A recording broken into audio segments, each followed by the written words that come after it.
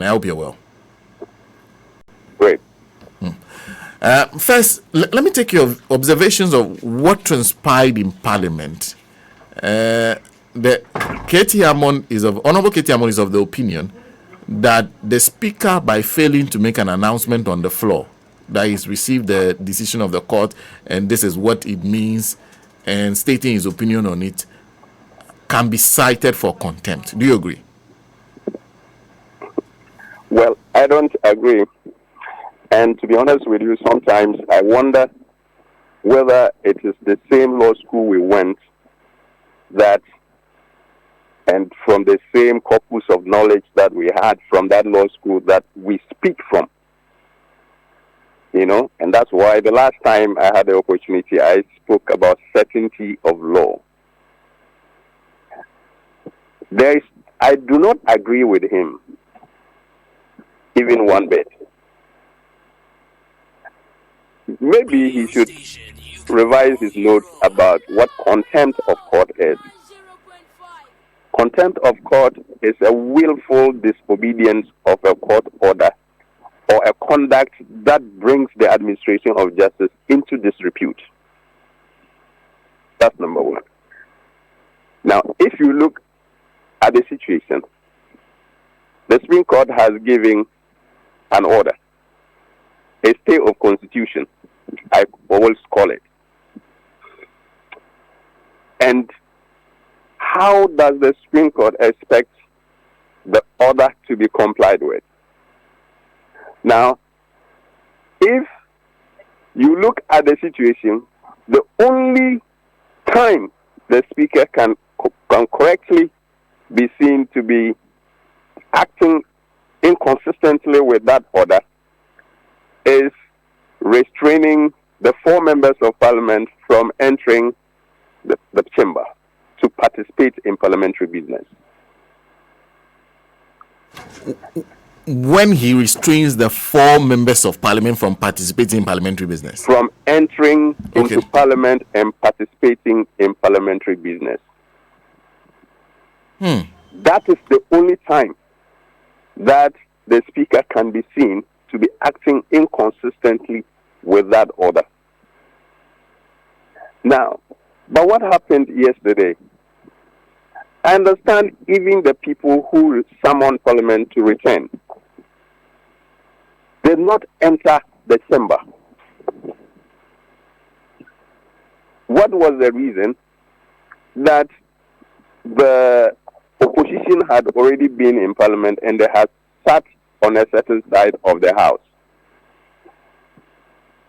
And because of that, they refused to enter to participate in the business for which they resummoned Parliament. Now, what should have happened? Because you see, the argument about majority, minority is determined by numbers. So if you have a good leadership of the government side, you will bring your people who constitute the majority in numbers, walk into the Parliament with them, let the Speaker see your numbers, and then you make your case. Mr. Speaker, this is our number. We are this number. We are more than these people. And according to the rules of the House, we are supposed to be sitting here. And so, Mr. Speaker, this is the conundrum we have, and we need it resolved before we proceed. Now, if the Speaker fails to allow the 4 people to come in with you because he deems their seat vacant, then you can say he has acted in contravention or inconsistently with the Supreme Court order. But I understand their expectation was that Mr. Speaker should say, oh, I have received a Supreme Court decision, and hey, you guys who are sitting here, it is not right. So go to the other side for the other people to come. In fact, at the moment as we speak, you know that the constitutional injunction is on the members of parliament to vacate their seats if they leave their parties or change into independent or join parties if they are independent candidates. The onus is on the members of parliament to vacate the seat. And as we speak, we don't have evidence whether they themselves have vacated or not, because they don't need to write anything. Have they vacated the seat or not? So it is the entry point of parliament that we will see whether those people have actually vacated their seat according to the constitution or not. And if they have indeed vacated their seats and decide not to come to parliament, can the Supreme Court or any other person order them to come and occupy the seat? So the only time you can say that the Speaker is disrespecting the court order, for me, is the time of entry into Parliament for participation of parliamentary business. And if the Speaker does not restrain them, he has complied with the Supreme Court order. And at that time, you can make your point that you have the numbers, and so you are entitled, according to the rules of the House, to sit here. But for now, the Speaker has done nothing. They have not given him the opportunity to even decide whether to comply with this order or not. And so he can never be in contempt, in my opinion. That's number one. Now, you see, when the law creates an offense, a criminal offense, there are normally two things. Okay? In law, we call it actus reus and mens rea. The physical conduct itself and the intention. So, one can commit a physical conduct, but the absence of the intention or the ill intention for doing that can absolve the person from criminal offense. And so when it comes to contempt, we say willful disobedience. So you can see there, the two things are there. The willful deals with the intention, and the disobedient deal with the physical conduct. Now, the Speaker is trying to tell the public yesterday, or was it the day before, that according to their rules, it is not his duty. It is not his duty. It's not incumbent on him to determine where the members of parliament sit. So which means that he has no power to ask any member of parliament to sit at a particular place in parliament. And so if he has no such power, how can you say he has willfully acted in a manner that is disrespectful to the court order? Let's even assume that he's not asking the opposition to get out of the seats they were occupying, assuming he didn't do that. The question is, can that be construed as willful? It is willful if he has the power to do it and he refuses to do it. But in this case, it won't be willful because he's already told you that he has no such power. Now they should go to the Constitution, go to all the laws, and go to the standing orders of Parliament and tell us where it is incumbent or where the Speaker has the power to determine where a member of Parliament sits in Parliament. And so, because of these two things, it is so clear that we have not even reached a point where we should be talking about contempt of court. But you see, as I said earlier, it is a failure of leadership. Complete failure of leadership. Now, if you put, I think we need to be putting responsible people in in positions of power. Because if you put people who are not responsible in position of power, this is what you have. Because power in itself has an influence against even a responsible person's conscience. Now, if you put it in the hands of someone who is already not responsible, it is worse. And that's what we are having. This is a simple matter that could have been resolved, even in the words of the speaker, by consensus. Yes. How is the leadership of the MPP group failing to show responsibility?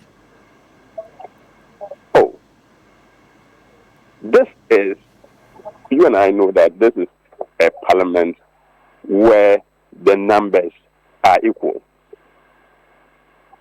But before I even address that, you know that, in my opinion, the first sin that is causing all this was committed upon the joining of the independent member to what they call the majority caucus, the government caucus. The speaker called it majority group.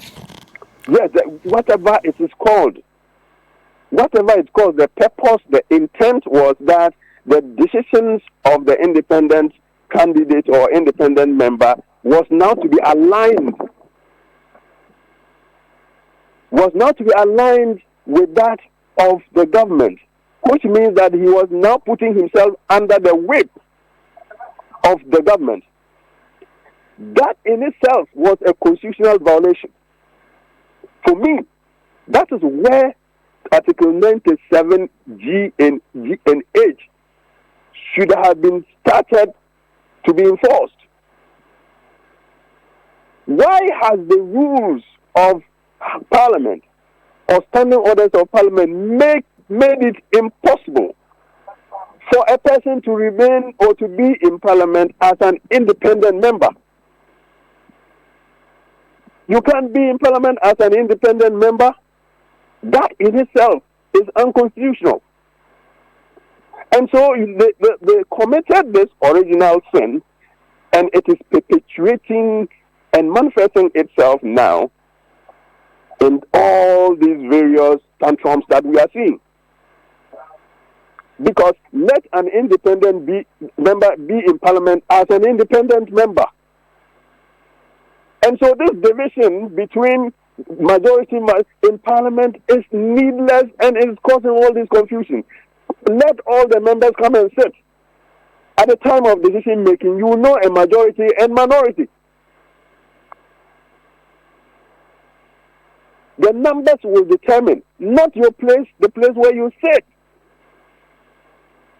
So that it will be possible for an independent member to be in Parliament as an independent member. But they have made it a situation that an independent member is compelled to join one of the sides. And joining one of the sides by import is to align his allegiance to that side, which means at that point he is not in Parliament as an independent member. And if you are no longer an independent member when you have been elected there as an independent member, in the first place, your seat should be vacant according to Article 97. And so this is what we have. You know, they set precedents for themselves, and now the precedents are haunting them. All this in the name of helping the MPP government to rule, to govern. It is a hung parliament, and we should have accepted it as such. There's no doubt about it. It is a hung parliament. We have a hung parliament.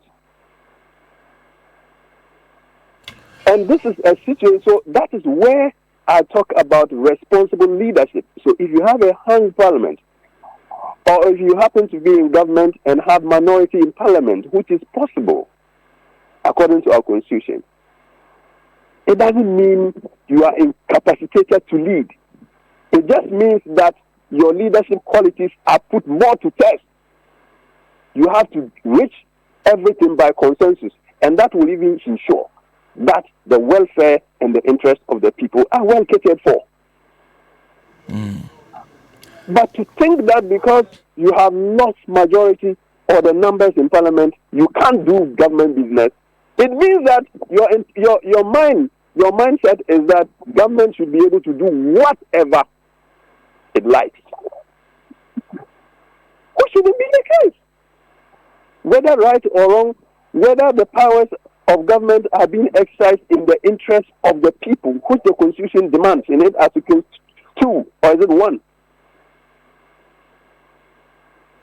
Every power given to the authorities must be exercised in the interest for the welfare of the people. And this is more importantly catered for if you have a hung parliament or if you have the government being in minority, I tell you. But they are now seeing it as a way of disability to govern. And unfortunately, the Supreme Court has also gotten that into their minds. That once the government has minority, they can't govern. So we have to intervene to ensure that they continue to have majority in parliament. Unfortunate. So it is leadership that we need right now, not laws. Because the laws are now being messed up. And it is in this kind of situation you need leaders, people to lead. Imagine that the president invites both all the heads of the three arms of government and sit with them and say, hey, we have people to serve. We have the interest of the people to protect. We have a duty to comply with. We have oaths under the Constitution to comply with. So let's reach consensus. Let's do things this way. Discuss it. Reach consensus. Do you think if the leader of the government side had approached the speaker for consensus building, the speaker with his experience would have ensured that government business is done? But you see, they think they must have everything. You don't have the numbers, but you think you must have everything, and now they are fighting over tags, TAG, tags, majority. That is what they are fighting for, and now leaving the whole government business. We have to bring this to a close. Just two small points. The first one is, did I hear you say what the Supreme Court ordered was a stay of the Constitution? I call it so. A stay of the Constitution? I call it so. Why? Because in effect, the order is saying no one should apply Article 97 G and H in its plain meaning as we find it until they give a meaning. Until they give a meaning to it. And you see, the Constitution itself is so clear about the powers of the Supreme Court. You see, and people think that the Supreme Court, because the Constitution has given the interpretation of the Constitution to the Supreme Court, then the Supreme Court is supreme. No. The Supreme Court is limited by the Constitution itself. So the executive has limitations within the Constitution. The legislature has limitations within the Constitution. And so is the court, the judiciary. They have limitations within the Constitution. You see? So if they fail to comply with their limits within the Constitution and they expect every other person to comply, then it means they are not doing what the Constitution expects. Okay? So let me draw your attention to this. And if you look at Article 3 of the Constitution, okay? It said an activity of a person or group of persons, and this group of persons can be group of Supreme Court judges. Any activity of a person or group of persons which suppresses or seek to suppress the lawful political activity of any person. No, this is not what I want. I think 3.3b. It says any person who by himself or in concert with others by any violent or other unlawful means, listen carefully, suspends or overthrows or abrogates this constitution, and my emphasis, or any part of it, or attempts to do any such act, or aids and abets in any manner, my emphasis again, any manner, any person referred to in paragraph A of this clause commits the offense of high treason and shall upon conviction be sentenced to suffer death. This is Article 3.3 of the Constitution. Now, so if you are supposed to be upholding the Constitution, protecting the Constitution, preserving the Constitution, it's now saying by an order, and very novel order, that everyone and all the institutions involved in the application of Article 97 G and H should hold on. Don't apply that provision until we give a meaning to it.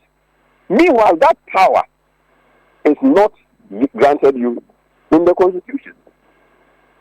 What are you doing? Because the duty of the Supreme Court is actually to declare a conduct unlawful or unconstitutional. So if you allow the person to do what he thinks the Constitution enjoins him to do, you can still declare it unconstitutional. You don't need to prevent it. Okay. Then I guess, and that was the second point I was coming to, because the Speaker raised the same issue. The Speaker says, you expect me not to disregard the orders of a court that is not bound by his ruling. So the politician is telling him that he suspects that the Supreme Court can, for a purpose, make a decision, only for it to, in the next moment, say, oh, that decision, they forget it. It is not a proper decision. So he's asking, you expect me to just take everything they say, who clink and seek? Do you agree with the Speaker's dilemma? Let me take you through the Constitution again, because I don't want to be doing this as if it's my opinion. Okay. The Supreme Court, the Constitution talks about the protection, the duty of a citizen to protect the Constitution. Okay? And listen to it. It says all citizens of Ghana shall have the right and duty at all times. This is Article 3.4. All citizens of Ghana, including you and me, shall have the right and duty at all times to defend this Constitution, and in particular, listen, to resist any person or group of persons seeking to commit any of the acts referred to in Clause 3 of this article, and to do all in their power to restore this Constitution after it has been suspended, overthrown, or abrogated as referred to in Clause 3 of this article. Now, it goes in Clause 5 to say, it says any person or group of persons who suppress or resist the suspension, overthrow, or abrogation of this Constitution as refers to in Clause 3 of this article commits no offense. Now, commits no offense here means that the Constitution is contemplating a situation where it will not necessarily be legal for you to defend or restore the Constitution. The Constitution is contemplating that you might do something not ordinarily legal, in order to bring the Constitution back or to defend the Constitution. And that's why I say, even if you do so, it will not be an offense. So anything anybody does to defend this constitution or to restore this constitution is not an offense.